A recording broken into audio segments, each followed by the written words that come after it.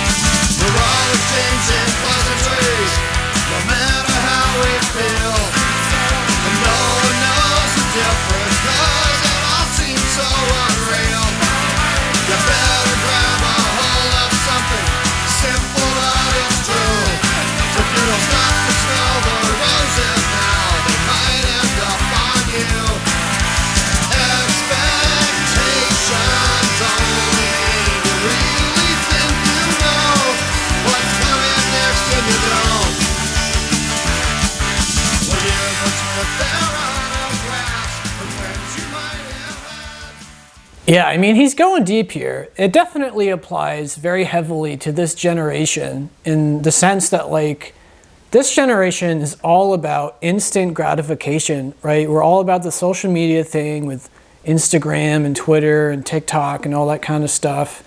But life is like a boiling frog, right? If you want to be successful, if you want to succeed and better your life and make money or get that house or buy that car or whatever you're trying to do, it's a very slow, evolving kind of process, right? For the most part, you wake up, you're in the same apartment, you've got the same stuff, your life hasn't really changed, but very incrementally, you're ideally bettering yourself by like mastering something, practicing a guitar or something, or writing songs, or learning how to use Premiere Pro, or whatever you're trying to do. Right? It's not a very instant thing, but this generation, unfortunately, has been brought up in a very instant gratification kind of world, which, I mean, I can't like fault them for thinking that way. That's just how the internet works, right? That's how social media works. But Bob Mould here is trying to remind you that you've got to just stop and smell the roses sometimes. I love how he puts it. He says, if you don't stop to smell the roses now and then, they might end up on you. So in other words, if you're so caught up in working really hard to achieve your dreams, you might not be able to appreciate the present and be present and to appreciate what's going on around you right now, like your friends or your family or your community or your girlfriend or whatever it is, right? Some people get caught up in the work that they don't take a moment and step aside and just try to appreciate the now. So he's kind of going deep on this song. I really like it. Again, it's just such a great beginning to this album. Such a good song.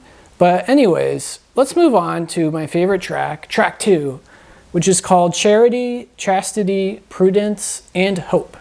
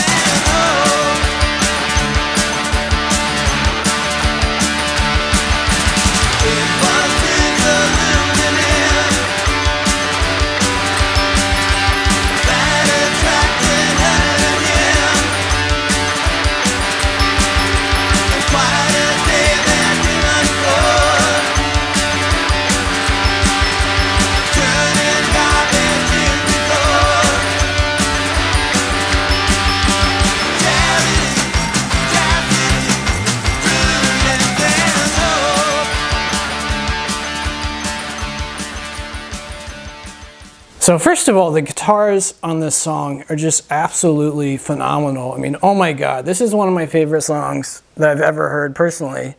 But also, I like the lyrics because they're a little bit, how would I put it? They're very human, because you've got this lady who has grown up and she's kind of a charitable person. She sees this guy, this homeless man, digging through trash. And for some reason, she just decides to help this guy collect, recyclable like cans and stuff in plastic so that he can make some money. So like this completely random act of charity and kindness has probably transformed this guy's life, because I would imagine very strongly that this guy's everyday existence is pretty lonely. He's probably very sad all the time. He probably doesn't really talk to people unless it's like asking them for change. So his life, even though he's probably normalized it by this point, is just very, very tedious and boring and uneventful. And it seems like nobody cares about him, right? He probably feels like he's out on his own. Like he's hit rock bottom and nobody's going to help him except himself. So here you've got this wonderful woman who for some reason decides to have a personal moment with this guy, to acknowledge him and to help him out and to, put the humanity back into this guy's heart and soul. Because, these poor homeless people, I would imagine they just want to talk to somebody, right? They just want to feel like they matter. Nobody wants to feel like they don't matter. Nobody wants to feel like if they died, nobody would care. So this poor man, this poor homeless man, he's having this amazingly wonderful day with this random stranger who, for whatever reason, has found it within her heart to make this guy feel like he matters just for a day, which is so wonderful and so very human. We could all learn something from this woman, I would say. I'm often tempted, I'll be honest, to engage certain homeless people in my area for this very reason, because I recognize that they're people. They're just like me. They've just gone through whatever unfortunate series of circumstances that landed them in this, homeless position or whatever it is. And, just because we're not like equal in terms of financial status or whatever, that doesn't make them any less human. That doesn't make them any less of a person, right? And I just, I try to put myself in people's shoes. And if I was somebody who was homeless, who, was basically just surviving, right? Every day is just survival mode. I would love it if some random person would just talk to me about something, about anything, who would just engage me.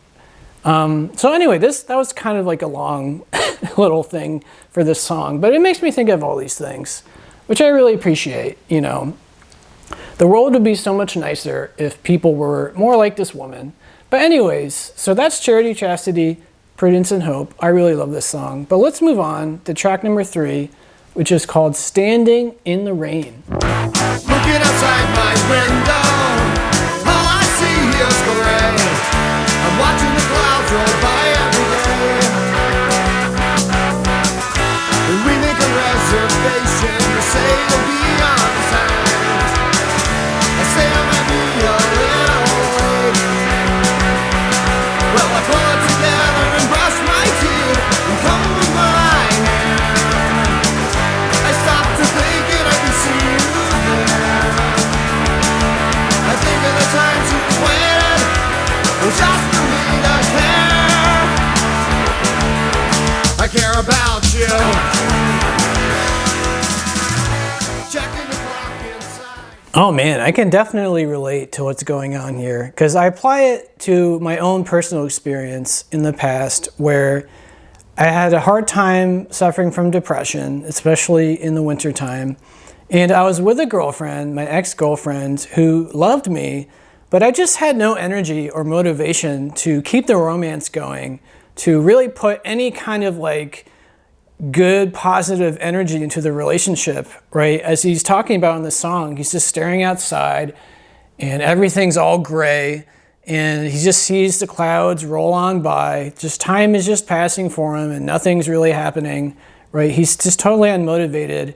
And the problem is he's got this amazing girlfriend who's putting up with this kind of BS in a way, right? She's tolerating this guy, and it kind of sounds like on some level he recognizes that he's really putting her to the test, right? Because how long can he keep this up before she decides she's had enough of this depression stuff and she wants to find somebody else, right? So this guy like barely gets the energy to finally get up, to brush his hair, to, brush his teeth, to put on deodorant, to shower, whatever, to finally make it to the date. So like he's not putting any energy into this relationship. And so he's understanding that she might think that he doesn't like her anymore, that he doesn't actually care about her anymore. Because from her perspective, she's seeing this guy who doesn't seem to care about this relationship anymore, because he's like showing up late and he's sad all the time. And he probably doesn't sleep with her anymore, or doesn't like kiss her or hold her hand anymore, right? But from his perspective, he does love her. He does care about her. It's just he's going through this depression phase, which, as a guy who suffers from that, half the year, I totally understand where he's coming from, where you just completely you lose sense of all of the good things in your life, right? Because a normal person would be like, man, I have this awesome girlfriend who just loves me, and we're always trying to set up these dates, and isn't that wonderful? And man, I should be like really more thankful that I have this person. But nope, he is not that way. He is putting her to the test, as I mentioned. So I can relate to this guy. Hopefully his girl doesn't leave him. But anyways, let's move on to another favorite of mine, track number 4, which is called Back from Somewhere.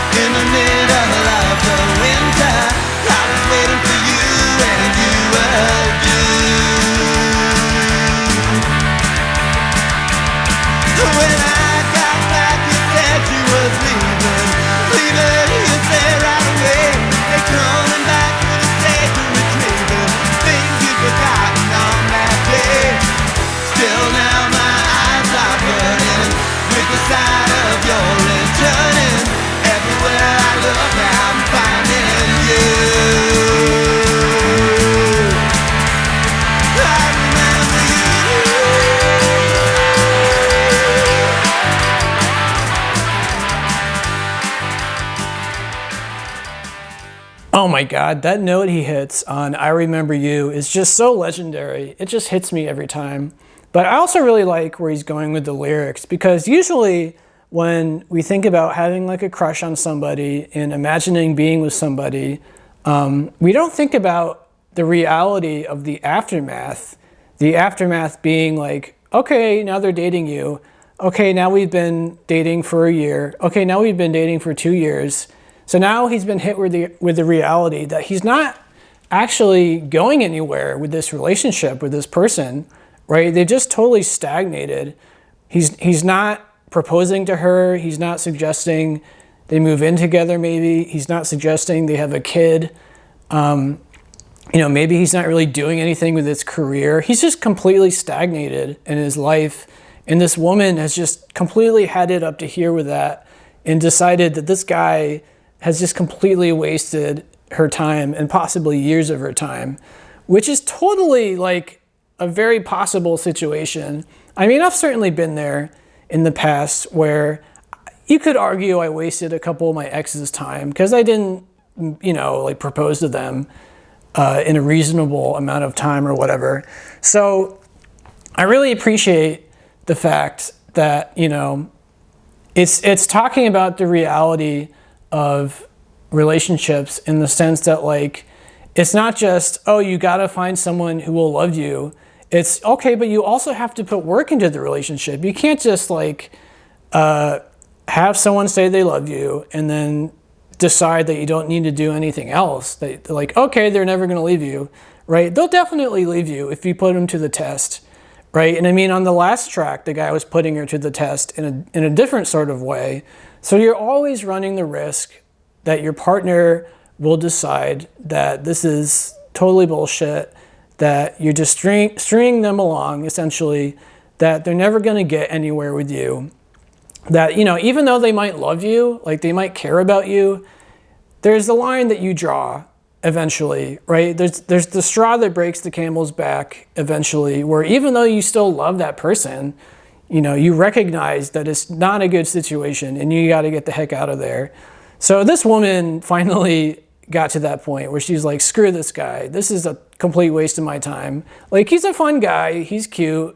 I love him. I wish him the best, but he's going to have to find somebody else. So I appreciate this song. It's very adult, very mature.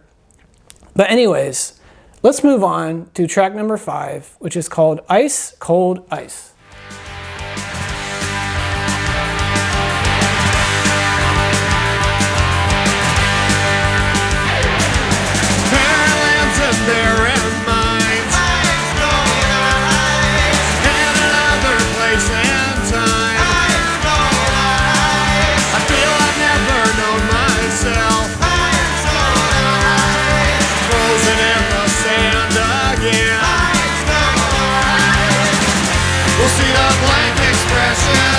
Waiting for progression, standing still in place in time. No one's moving, they're only standing still when ice cold ice, cold ice. Only standing still when ice cold ice. Oh my God, the chorus on this song is just so beautiful. And I like the lyrics a lot. They're kind of open to interpretation, but I imagine he's talking about the coldness of the world. And what I mean by that is it's become normal in society for people to only exchange pleasantries, basically. Like we're constantly bumping into people, talking to people, you know, when we get our coffee or we talk to our waiter or whoever it is. And rarely do we ever actually have a human, real conversation with these people where we ask them how they're doing and we ask them about their dreams and hopes and, you know, whatever they want to talk about. What kind of stuff do they like? You know, all we do is we have this very kind of distant, cold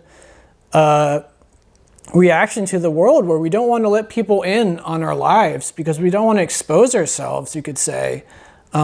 I mean, one argument would be that you don't want to expose yourself because once you open yourself up to another person, you don't know who they are.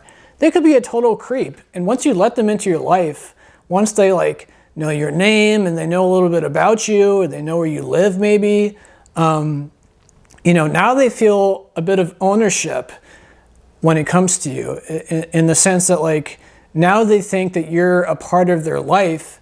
And so anytime you see them, you're obligated to recognize them and to talk to them and stuff like that. So we rarely, if ever, do that unless it's at like a very specific kind of event.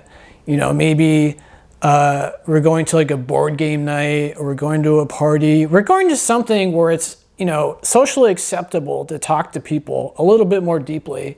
But for the most part, we're constantly interacting with different people all the time, but we're very, very cold and distant. We never get personal because, well, because we've normalized that basically, right? I mean, what else can you say? I mean, other than what I mentioned about the danger of you don't know if this person is a total psychopath, which they're probably not. We just don't like being too intimate with anybody, right? We like to be anonymous.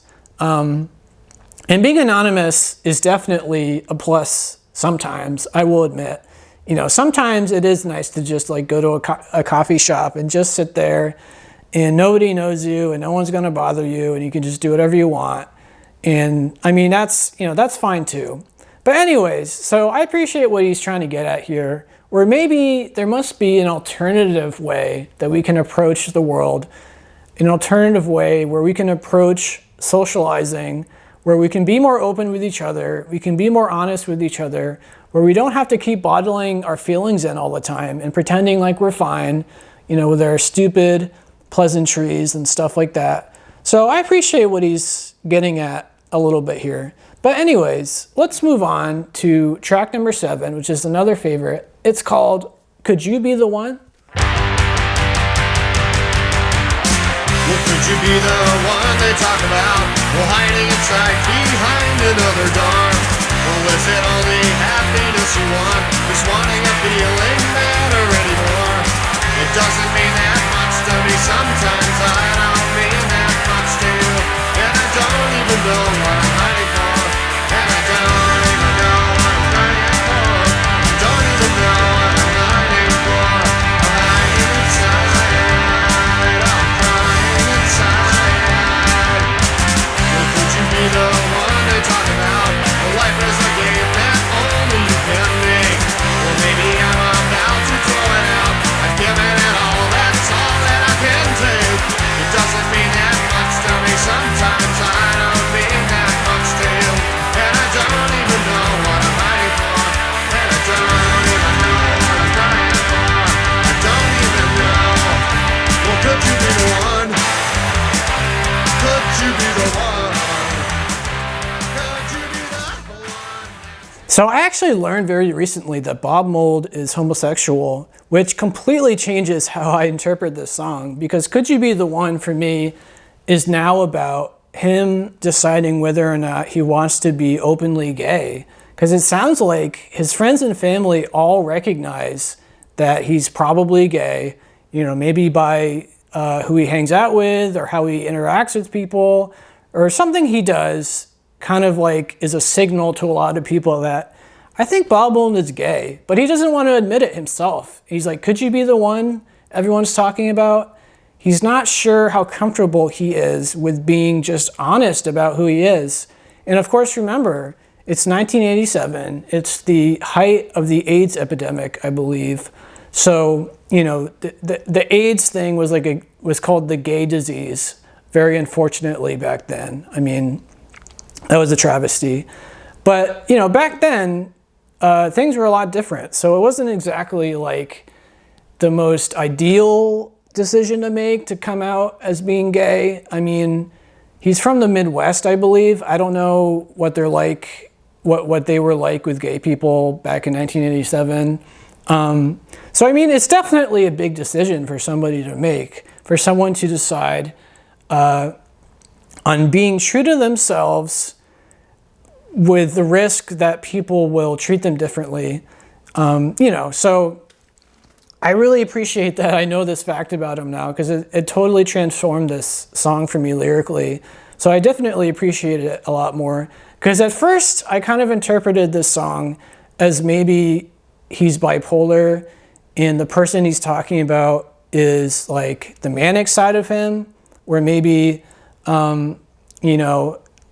because I mentioned this on my channel, where like I've had a couple manic episodes where you become a completely different person in the sense that you're like really confident and you think very quickly, you're very funny, you're very sociable, you're good at networking. So you're like that occasionally when you're manic, but then the other part of your life is either normal or like really depressed. So I've always interpreted this song initially as him being bipolar, and he's trying to like unleash all of the good parts of his manic personality without being manic, if that makes sense, which is something that I think about. Like, why can't I be really confident and very funny, and why can't I think of things to talk about all the time when I'm like normal or sad? You know what I mean? So you can interpret this song a few ways. But anyways, let's move on. Let's talk about another favorite of mine, track 8, which is called Too Much Spice. You never used to care for a fancy new obsession. You never used to have a reason to be bored. Now you indulge yourself with new ways of possession. And now you indulge yourself and your feelings are ignored. And your color in your life with too much spice. And your color in your life with too much spice. There was a time, there was a place, there was a reason. There was a situation comfortable for you. You've tasted everything in this here bag of season. But now you're bored and you've run out of things to do. And your color in your life with too much spice. And your color in your life with too much spice. Your color in your life with too much spice. So this song always makes me think of a drug addict. It makes me think of two people. You've got this one guy who has become very successful, who probably has a lot of money now. But when they weren't successful, when they were poor and they were struggling and they were trying to make a name for themselves, it was justified to some degree that they would do heroin, for example, because their life sucks. They don't have a lot of money. Maybe they're from a small town where there's nothing to do. Maybe they live in a really crappy apartment. So there are a lot of reasons that you could argue for why they would do heroin, because they want to feel good, right? They want to experience happiness, even if it's a risky endeavor. But now this guy's successful. He's got a lot of money and he's chasing all these fancy things, and he's doing it now because he's bored, because, you know, now that you have everything and there's nothing left to gain, you do kind of get bored, because you just normalize that situation eventually, where like you just get used to the fact that you don't have to work hard for anything anymore because you've got all this money, you're rich and famous or whatever. So you're doing the heroin not because you want to feel good, because your life sucks, but because you're bored. So it sounds like this guy is looking at his friend who's become successful and he's like, that is just such a tragedy that you would choose to do that. I mean, you know, it's like back in the day when you were doing it because you just wanted to feel good, I could kind of sympathize. I didn't really agree with it, but like, you know, that's how most people get addicted to heroin and other drugs, is because their life sucks and they want to actually feel good, you know, even for just a little bit.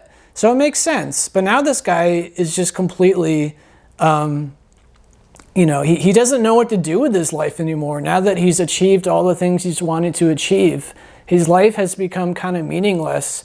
So, you know, obviously when you're high on drugs, I've never been high on drugs, but I would imagine you have these awesome experiences and, you know, you get inspiration and all these kinds of things. So, you know, that would be the alternative reason to do it. But still, and I agree with the guy's friend, like, it's just such a tragedy that somebody would potentially completely ruin their life just because they're bored. I mean, geez Louise. But anyway, so let's talk about the last song that I want to talk about for you guys, which is another favorite. I have a lot of favorites on this album, I'm not gonna lie.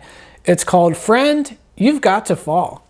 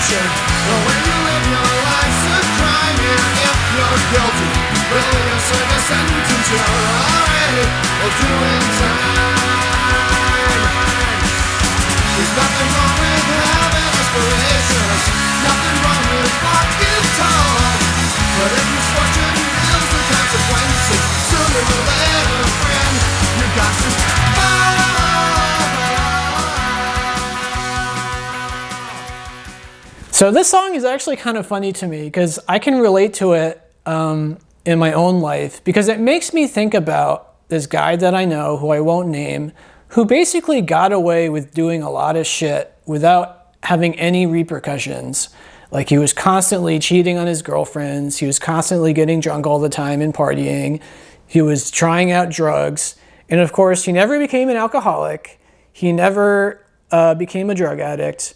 You know, he always left his relationships on his own terms. Like, he got away with so much bullshit. And I would just look at my friend and I'd be like, dude, someday you're gonna fall. You know, friend, you've got to fall. Because I see the billboards in the distance, as Bob Mould puts it, you know, which is another way of saying, like, all roads are, or all signs are pointing to you eventually getting to the point where you're just gonna, like, reap what you sow, man.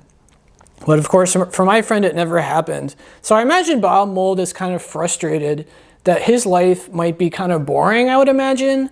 You know, maybe he's playing it safe. He's not partying hard. He's not cheating on his girlfriend because he knows he's very charming and hot and he can attract any girl he wants. He's not doing drugs to feel good and to have wacky experiences. He's probably living a kind of boring life. And so to some degree, he's probably jealous and envious of his friend who's doing all these crazy, wild things and living life to its fullest without having any of the repercussions. He's probably very frustrated by this guy. He's like, how can you do this stuff and not have anything bad happen to you? That's just like, oh my God.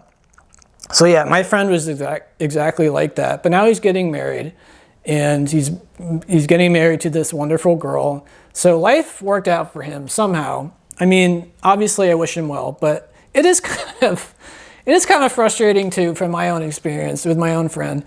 But that's what the song means to me. That's how I interpret it. But anyways, so that's Warehouse Songs and Stories. Again, this is one of my favorite records of all time. The first half of it in particular is just amazing, in my opinion. Just smash after smash, as they say.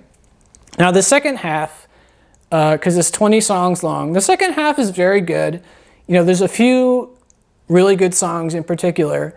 It's not quite up to the level of the first half, but that's okay. It's good enough where I would consider this one of the best albums that I've heard personally. So I just hope that you guys enjoy it or find it interesting. You know, let me know in the comments what you think about it. And if you enjoyed my interpretations, please leave a like and subscribe. It would really help my channel out. I'd really appreciate it. But yeah, that is Husker Du. And I like that artwork, by the way. Well, that's Husker Du. Check them out and have a good one.